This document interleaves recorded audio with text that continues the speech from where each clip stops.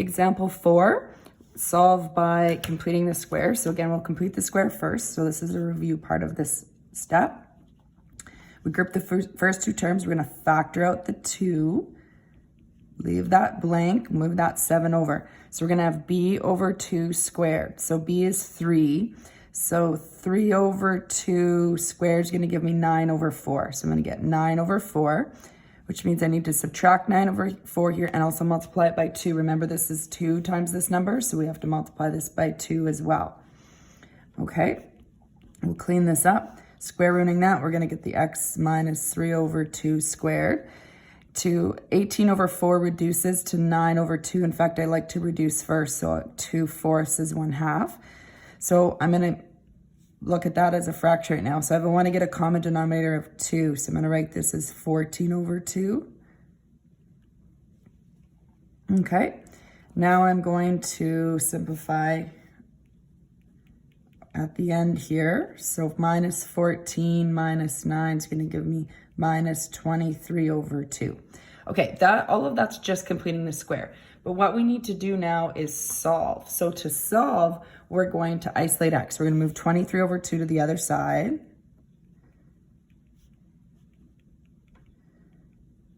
Okay, and then what we need to do is we have a coefficient out front here of 2. We need to divide that off. So divide by 2 means we're dividing this side by 2. Now I'm going to just kind of use scrap paper over on the side here. When you're dividing by 2, 23 over 2, dividing by 2 means you're multiplying by the reciprocal. The reciprocal of 2 is 1/2. So this equals 23 over 4. So 23 times 1, 2 times 2 is 4. So now that 2 is gone. Now we're going to square root both sides. So we're going to get the square root of 23 over 2 is equal to x minus 3 over 2. And we got to put in that plus or minus. So this is not a perfect square and we can't simplify it. If we could simplify it, we would do that here. Square root of 4 is a perfect square, so that's 2. All right, now we're going to move this over to the other side. I'm going to go over here where I have a little more room. So x equals, so moving this negative 3 over 2, we're going to add it to the other side. So it becomes positive 3 over 2 plus or minus root 23 over 2. And now we have two separate fractions there. We have to combine these. So to combine them, when we're adding and subtracting, we need a common denominator. So we're lucky here. We already have the common denominator, sorry. So we are going to put this all over the same denominator of 2. So this is your exact answer. And that's all you would need if it asks for exact answer, or if it just asks for an answer and doesn't specify. Now, if for some reason it wants an approximate value, then you would need to put in your calculator like follows. So I want to make sure you know how to put this in your calculator.